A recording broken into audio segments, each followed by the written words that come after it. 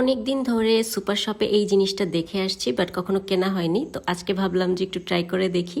এটা মূলত 4টা প্যাকেটের একটা বড় ফ্যামিলি প্যাক থাকে, আর সেটা থেকে আমি আলাদা করে নিয়েছি। তো ভেতরে এরকম 4টা প্যাকেটের জন্য 4টা ড্রাই ভেজিটেবল দেওয়া থাকে, আর এই মেইন প্যাকেটের ভিতরে এটার মশলাটা থাকে। আমি ডিম সিদ্ধ দিয়ে নিয়েছি। তো প্যাকেটটা কেটে নিলাম, আর এটা হচ্ছে প্যাকেটের মশলাটা, আর এরকম হচ্ছে নুডলসটা।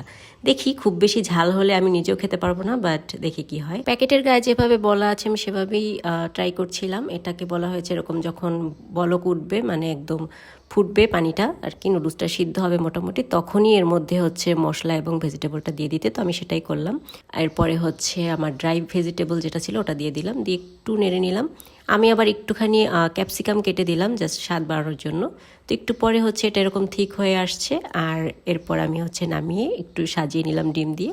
এখন আছি টেস্টের ব্যাপারে। যদি আমি ভেবেছিলাম এটা অনেক ঝাল হবে, খাওয়া যাবে না, বাট এটা আসলে অতটা ঝাল না, নর্মাল নুডলসের মতোই মনে হয়েছে আমার কাছে। খুব বেশি রামেন রামেন লাগেনি। স্টিল এটা ভালো, একদম ইজিলি খাওয়া যায় এবং মানে নিয়ম মেনে রান্না করলে একদম খুব সুন্দরভাবে হয়ে যায়। তো সেই দিক থেকে বলতে গেলে এটা খুব টাইম কনজিউমিং, আর টেস্টের দিক থেকেও ভালোই। সো ট্রাই করাই যায় আর কি।